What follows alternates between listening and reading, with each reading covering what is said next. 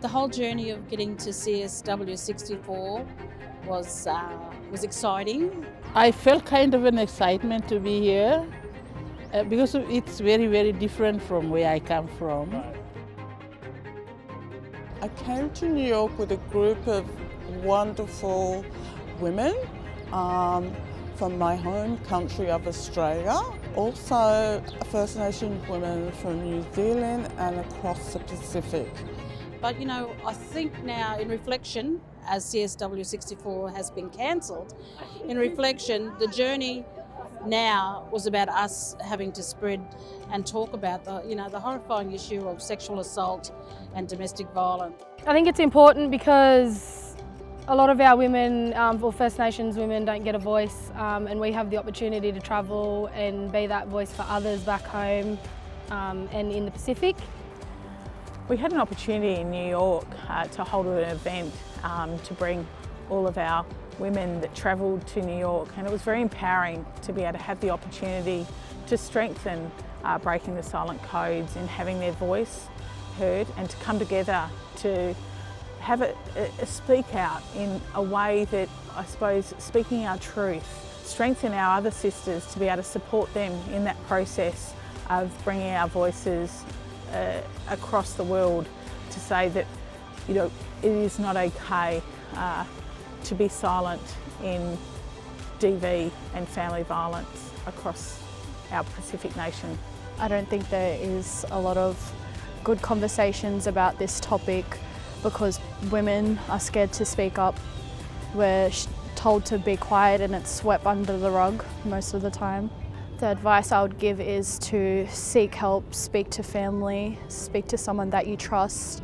And speaking our truth, having truth talk around women's circles, a part of their healing, and as much as it is for their families as well, not as an individual, but as the family, community and nation to grow strong and be a part of the support for our fellow women, and not forgetting our men's folk and our children as well. I want my grandsons to know the way that they're meant to be treating the women in our community, and I want my sons to keep enforcing what I've taught them about the way they need to be treating the women in our community.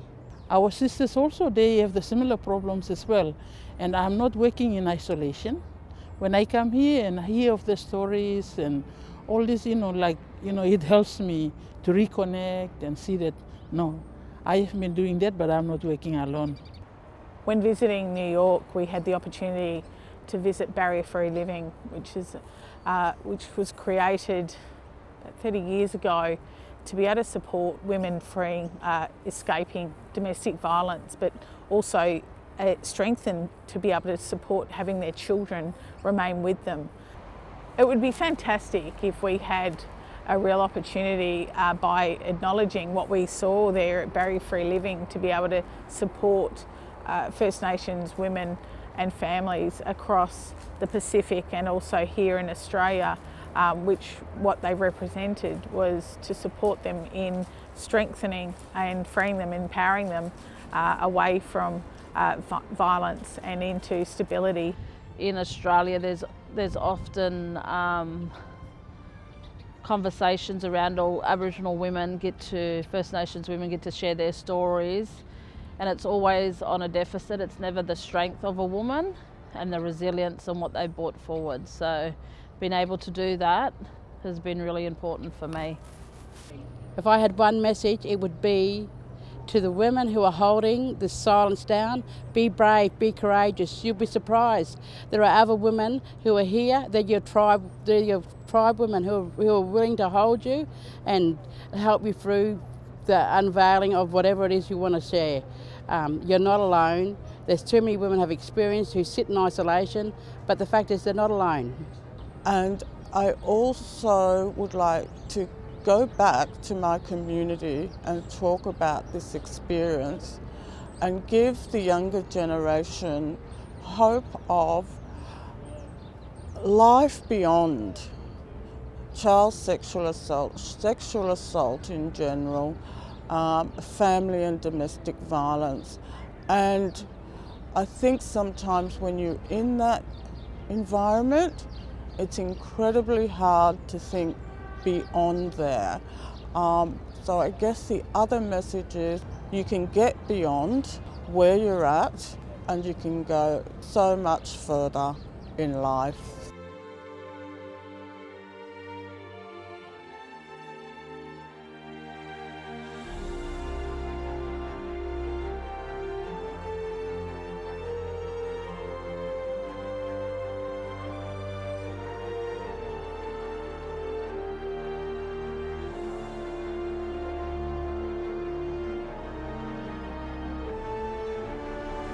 In the future, I would love to see a hostel or a women's shelter or a refuge, something that's available where women can go and their families can go and be, and that are safe for them to stay. Equality. Equality, tino rangatiratanga, self-determination. And equality, the mandate to truly have that happen. That te tiriti of Waitangi is recognised, and so that within the movement we have the ability, the capability and ability to engage, to participate, to be a part of transformative change within the entire system. Would like to see the cycle of abuse broken within our families and communities. I would like to see more support around these issues and our voice to be louder around these issues also. In the future, I really just want to see empowered women with strong voices, fully in their own spirit and essence, to be able to walk into mainstream communities feeling whole and strong in who they are and strong in being able to take that leadership role in their communities that they already hold, and to be able to hold their head high and just to, nanga mai Māori, which is to dream big dreams.